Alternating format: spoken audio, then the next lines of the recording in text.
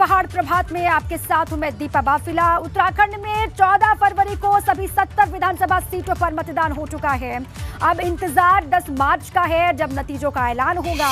हालांकि प्रदेश में सरकार किसकी आएगी और कौन मुख्यमंत्री बनेगा, इसको लेकर बहस तेज हो गई है।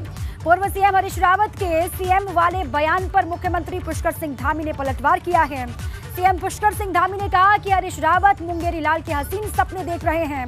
सीएम पुष्कर सिंह धामी ने ट्वीट करके निशाना साधते हुए लिखा है, हरीश रावत जी की मुख्यमंत्री पद की लालसा केवल मुंगेरी लाल के हसीन सपने जैसी है। उन्हें घर बैठने की व्यवस्था को वरीयता देनी चाहिए, क्योंकि जनता ने भ्रष्टाचार में लिप्त रहने वाली कांग्रेस पार्टी को सिरे से नकार दिया है। हरीश रावत जी अभी मुंगेरी लाल के हसीन सपने देख रहे हैं। उनकी सरकार कहीं नहीं आ रही है। सरकार पुनः भारतीय जनता पार्टी की आ रही है और प्रचंड बहुमत की आ रही है। हरीश रावत जी अभी मुंगेरी लाल के हसीन सपने देख रहे हैं। उनकी सरकार कहीं नहीं आ रही है।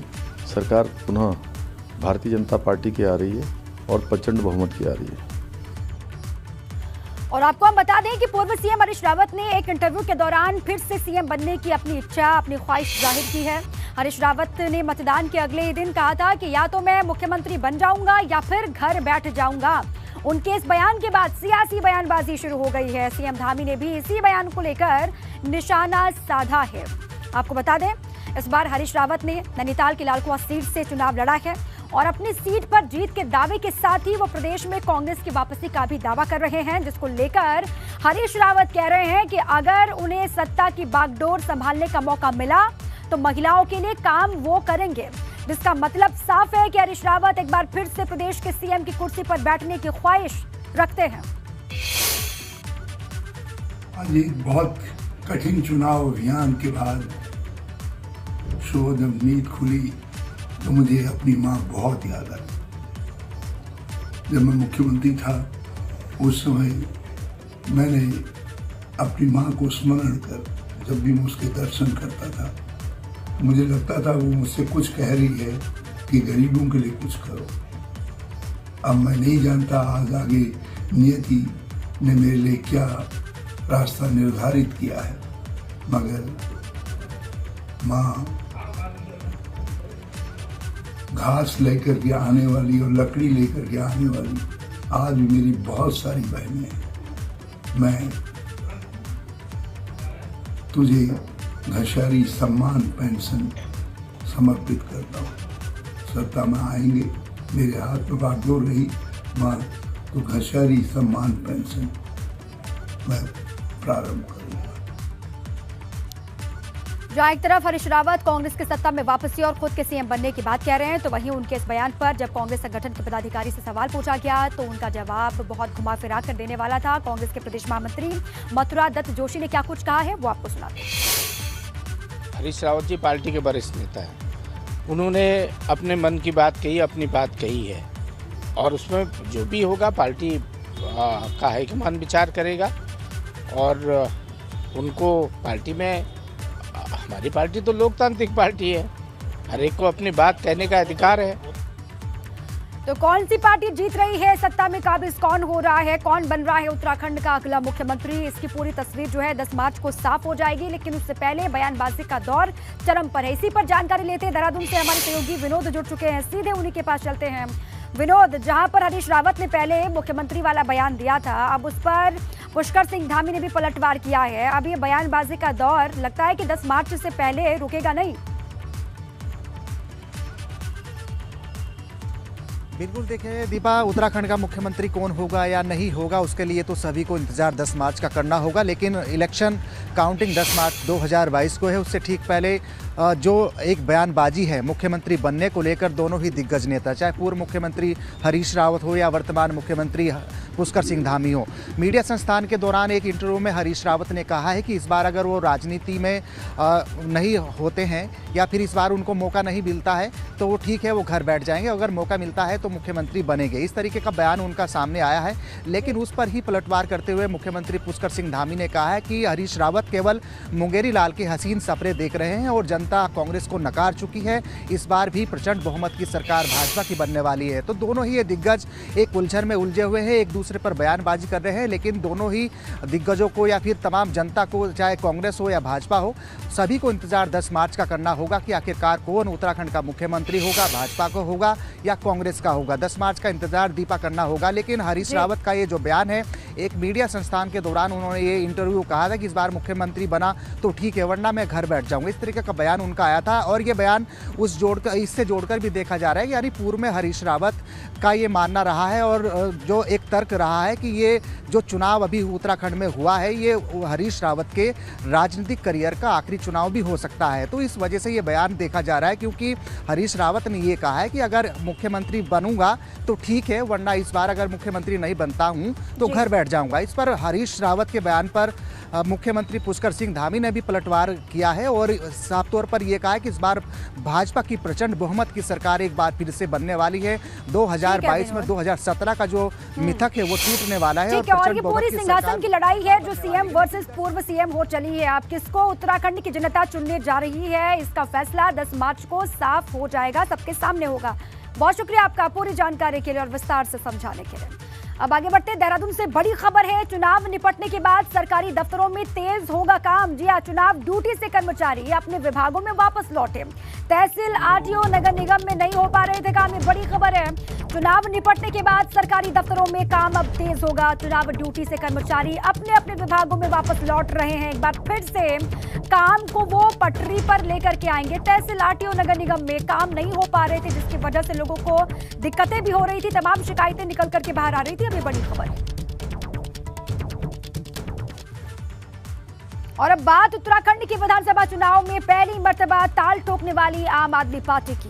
देहरादून में चुनाव के बाद उत्तराखंड आम आदमी पार्टी के प्रदेश कार्यालय में सन्नाटा पसर गया है। चुनावों के दौरान जहां आम आदमी पार्टी की सोशल मीडिया की एक बड़ी टीम लगातार 24 घंटे काम करती हुई दिखाई दे रही थी और हर रोज कार्यकर्ताओं का हुजूम उमड़ा रहता था, अब चुनावों के बाद प्रदेश कार्यालय में पूरी तरीके से सन्नाटा है। कार्यालय में अब कोई भी ना तो कर्मचारी वहां पर दिखाई दे रहा है और ना ही कोई नेता वहां पर नजर आया। मैं आम आदमी पार्टी के प्रदेश कार्यालय में मौजूद हूं, जहां चुनावों के दौरान हर रोज हलचल हुआ करती थी, आज पूरी तरह से सन्नाटा पसरा हुआ है।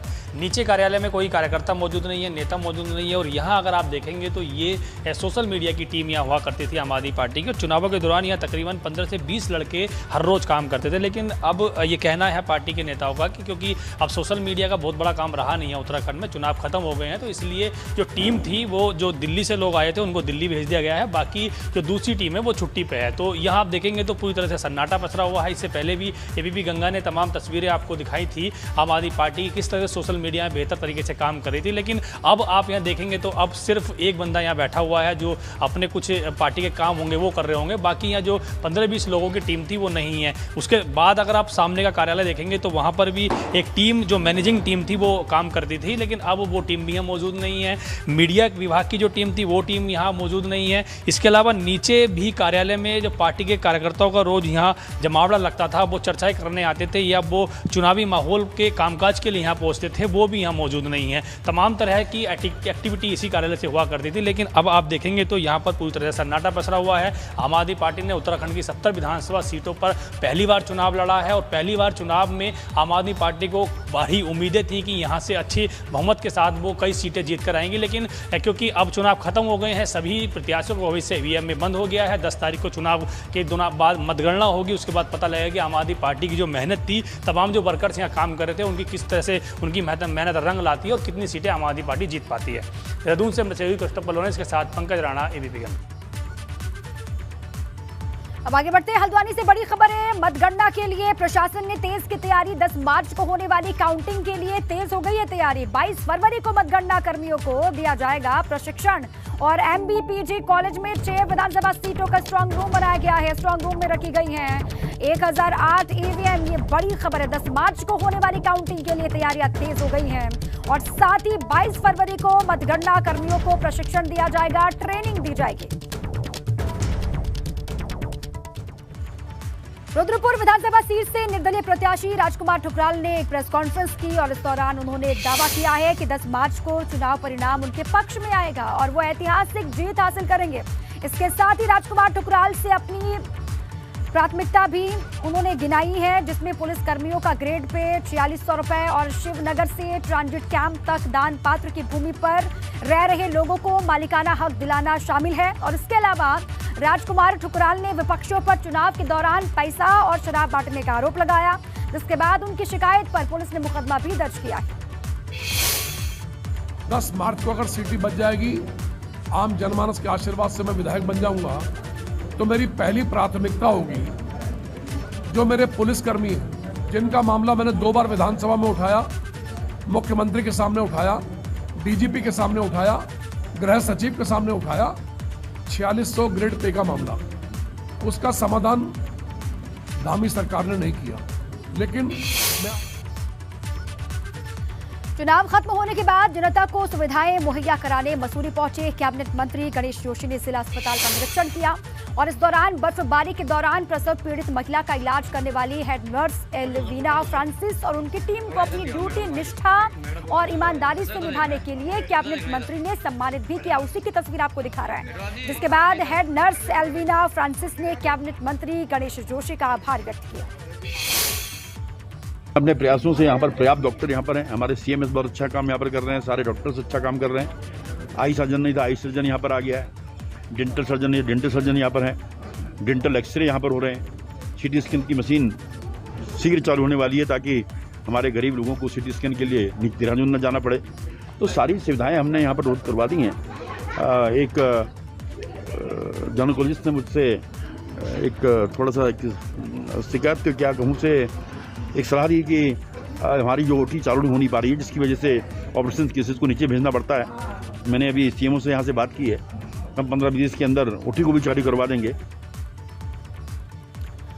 उत्तराखंड में कोरोना केसों की रफ्तार में कमी जरूर हुई है, लेकिन सरकार अभी कोई ज्यादा ढिलाई देने के मूड में दिखाई नहीं दे रही। चुनाव खत्म होने के बावजूद सरकार ने सख्ती बनाए रखी है। प्रदेश में राजनीतिक रैलियों समेत धरना प्रदर्शन पर फिलहाल 28 फरवरी तक रोक जारी रहेगी। सरकार की नई एसओपी के अनुसार प्रदेश में आंगनबाड़ी केंद्र 1 मार्च से खुल सकेंगे और क्या क्या रियायतें मिली हैं वो भी लगातार हम आपको बता रहे हैं।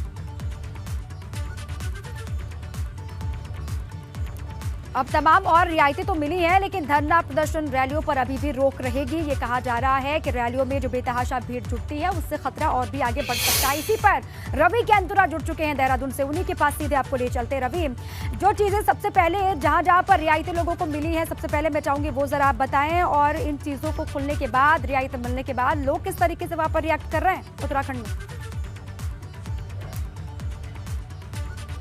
जी बिल्कुल, देखिए सबसे पहले तो जिम है और इसके साथ ही सिनेमा हॉल है, थिएटर है, इन सबको अब पूर्ण क्षमता के साथ शुरू होने की अब इजाज़त मिल गई है। रेस्टोरेंट और ढाबे जहां पर जो 50% क्षमता थी उसको भी अब पूरी तरीके से खोल दिया गया है, लेकिन कोविड गाइडलाइंस जो है जारी रहेंगी। उन्हीं के साथ सब कुछ इन तमाम चीज़ों का पालन करना पड़ेगा। इस वक्त मैं एक जिम में हूँ जहाँ पर भी अब चहल पहल हो गई है शुरू, और आप देखेंगे क्योंकि पहले जिम भी 50% क्षमता के साथ चल रहे थे, लेकिन अब 100% क्षमता के साथ जो है जिमों का संचालन भी शुरू हो गया है। इसके साथ ही जो वाटर पार्क हैं और जो स्विमिंग पूल हैं वो अभी 28 तारीख तक बंद रहेंगे, और जो धरना प्रदर्शन है, राजनीतिक रैलियां हैं, उन पर भी फिलहाल रोक लगाई गई है। यहाँ पर हम तमाम लोगों से बातचीत भी करेंगे, क्योंकि जो छूट मिली है उसके बाद किस तरीके से देखते हैं? हाँ जी, छूट मिली है उसे किस तरीके से देखते हैं? अच्छी तरह से देख रहे हैं, और अच्छा है हमारे लड़के आए जिम में, थोड़ा अभी बाकी अच्छा चल रहा है अभी। बिल्कुल, देखिए क्योंकि जो जिम है, जिम संचालक भी लगातार ये मांग थी उनकी कि जो जिम है वो 100% क्षमता के साथ खुलने चाहिए, और वो तमाम चीज़ें शुरू हो गई हैं। मैं अपने सहयोगी से कहूँगा कि विजुअल ज़्यादा बताएं कि क्या कुछ चहल पहल जो है अब शुरू हो चुकी है।